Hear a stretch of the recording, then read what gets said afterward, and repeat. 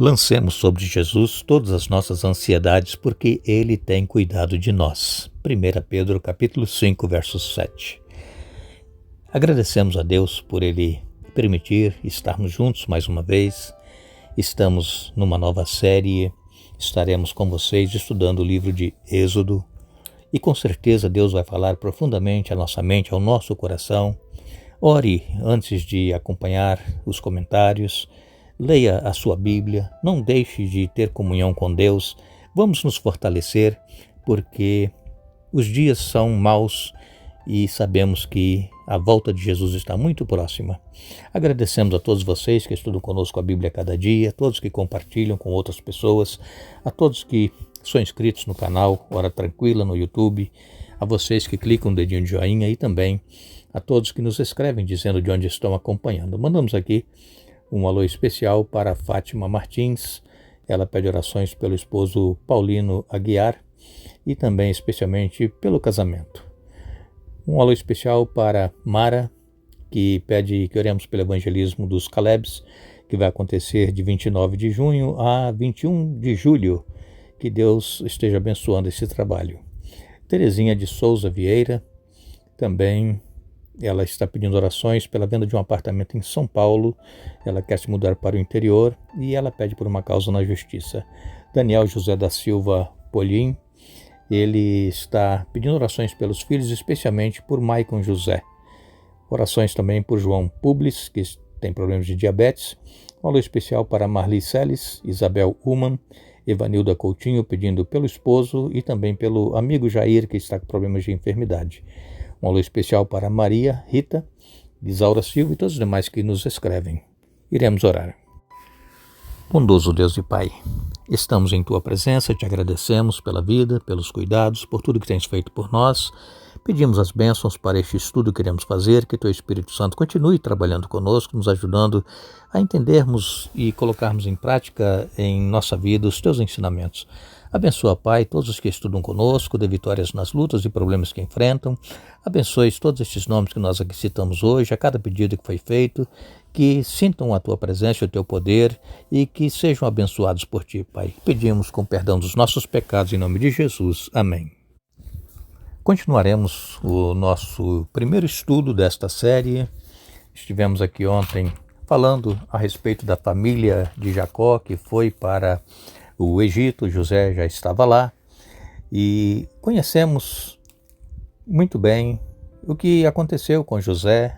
Ele foi vendido como escravo, seus próprios irmãos o venderam e então ele continuou sendo fiel a Deus lá em terra estranha. José, ele era jovem, tinha seus 17 anos de idade quando foi vendido e ele, mesmo na sua juventude e no momento ali que ele poderia, quem sabe, fazer o que viesse na cabeça e viver uma vida longe dos princípios que ele havia aprendido, ele continuou permanecendo fiel a Deus. Ele enfrentou muitas lutas, problemas, foi preso e depois Deus o exaltou e o colocou como governador do Egito. Mas qual foi a causa do sucesso de José lá no Egito, depois que ele teve um começo tão difícil? Vemos aqui em Gênesis capítulo 37, nos versos 26 até o verso 28, diz assim: Judá disse a seus irmãos: O que ganharemos se matarmos nosso irmão e encobrirmos o crime? Em vez de matá-lo, vamos vendê-lo aos negociantes ismaelitas. Afinal, ele é nosso irmão, sangue do nosso sangue. Seus irmãos concordaram. Então, quando os ismaelitas, que eram negociantes midianitas, se aproximaram, os irmãos de José o tiraram da cisterna e o venderam para eles por 20 peças de prata, e os negociantes o levaram para o Egito. Vejam, a intenção de alguns dos irmãos de José era matá-lo, mas Judá, ele intercedeu pelo José. O que nós vamos ganhar se nós matarmos José? Vamos vendê-lo. Vejam que Deus estava trabalhando sem eles saberem que José iria livrá-los da morte certa por causa da fome que iria se abater sobre Canaã, aonde eles estavam. Deus, irmãos, Ele trabalha de uma maneira que às vezes nós não entendemos.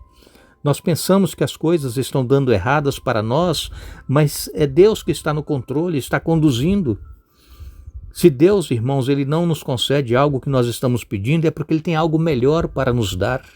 Nós precisamos continuar crendo nesse Deus poderoso, esse Deus que conhece todas as coisas, conhece o fim desde o princípio. E então José foi vendido e lá no Egito os ismaelitas o venderam para Potifar e ele foi escravo na casa de Potifar. Agora, em Gênesis 39, nos versos 2 e 21, diz assim: O Senhor estava com José, por isso ele era bem-sucedido em tudo que fazia no serviço da casa de seu senhor egípcio. Esse foi o verso 2 do capítulo 39. Agora vamos ler o verso 21.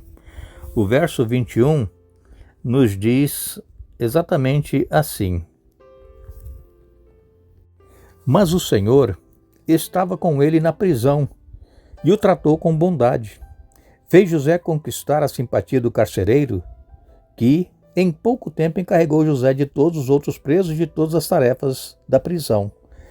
Veja, irmãos, nós, se estivermos passando por alguma situação constrangedora em nossa vida, se nós estivermos sendo humilhados por alguém, vamos continuar sendo fiéis e bondosos, fiéis a Deus e bondosos com as pessoas, tratar bem as pessoas mesmo que elas nos tratem mal, como era o caso de José, sem ele ter culpa, foi parar na prisão, mas o Senhor estava com ele, diz aqui a palavra de Deus. E José, ele, por ser uma pessoa boa, de espírito bondoso, mesmo estando em terra estranha, Deus o exaltou, fez com que o chefe ali da prisão gostasse de José e então tratou José com bondade e José então conquistou a simpatia do carcereiro e ele então foi colocado como encarregado de todos os demais que estavam na prisão. Por que José teve então esse sucesso? Qual era a razão? A razão é que ele era fiel a Deus. Mesmo José não entendendo as circunstâncias, o que estava acontecendo, o porquê ele estava passando por tudo aquilo, ele era fiel a Deus. E como nós dissemos aqui ontem no estudo que fizemos com vocês, o capítulo 1 do livro de Êxodo, José, ele achou graça perante Faraó, devido ele ter interpretado o sonho das 7 vacas magras, 7 vacas gordas, 7 espigas magras, 7 espigas gordas. E Deus então usou José ali para interpretar o sonho, e assim como José interpretou, aconteceu. 7 anos de fartura. E Faraó colocou José como governador do Egito para cuidar dessa situação que o Egito iria enfrentar. E Deus estava com José, assim como esteve na casa de Potifar, assim como esteve na prisão. Agora Deus continuava, porque José permanecia fiel a Deus. E quando então os irmãos de José foram ao Egito comprar comida, porque estava havendo muita fome também lá em Canaã, José reconheceu os seus irmãos. José, ele já havia pedido a Faraó que o liberasse para ir até Canaã para ver se seu pai ainda estava vivo, mas devido à situação que eles estavam enfrentando, Faraó não permitiu que José fosse até Canaã, que José tinha que estar à frente cuidando dessa situação, de vender alimentos para todos aqueles que iriam lá comprar. E aí vieram os irmãos de José. José reconheceu. José fez uma prova com eles, nós sabemos e conhecemos muito bem qual foi a prova que José fez com seus irmãos. E depois então José se deu a conhecer aos seus irmãos e perguntou: e o meu pai ainda está vivo? E disseram: sim, está vivo. Os irmãos de José ficaram com muito medo, porque agora ele era governador, ele poderia agora se vingar dos seus irmãos, mas José Ele não tinha um espírito de vingança que muitos de nós carregam no coração, na mente, desejo de vingança. José não tinha. Apesar de tudo que os seus irmãos fizeram com ele não tinha raiva dos seus irmãos.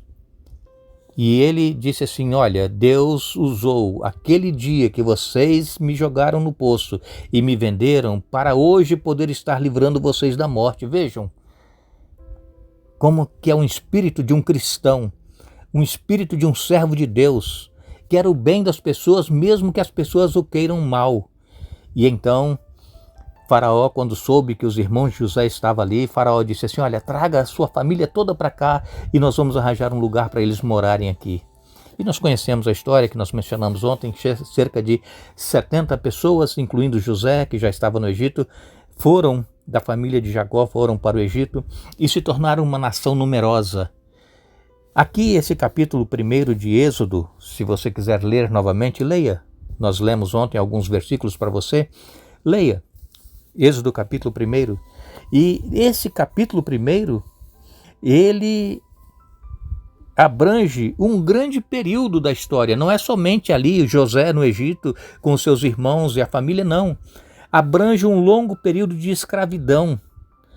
Até que o faraó, que assumiu anos depois de José ter morrido, os irmãos de José terem morrido, esse outro faraó, ele escravizou o povo de Israel, que já era uma grande nação dentro do Egito. E esse faraó, com medo então de que os israelitas pudessem se insurgir contra o povo do Egito, os escravizou.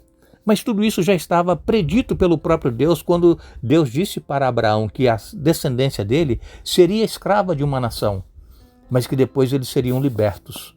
E assim aconteceu. Este primeiro capítulo, então, abrange o período desde que Jacó entrou no Egito com a sua família até o decreto de morte emitido pelo faraó. Foi um grande período, foram muitos anos.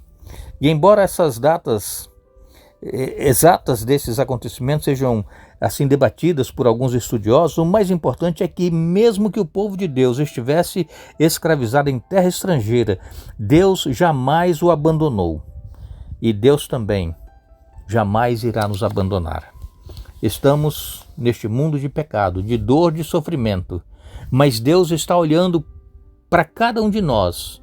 Deus, ele está trabalhando para nos levar para uma pátria melhor do que essa que nós vivemos, do que este mundo está nos preparando para levar para a pátria celestial.